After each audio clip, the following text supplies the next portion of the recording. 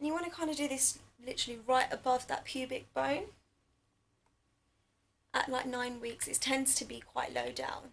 So, and the other thing is you want to pop this on first before you switch your Doppler on, otherwise you'll get a really loud static noise.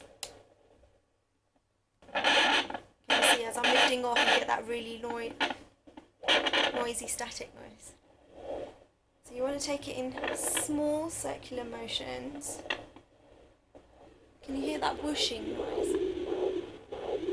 So that's my arteries actually. And you tend to have that on both sides, your left and right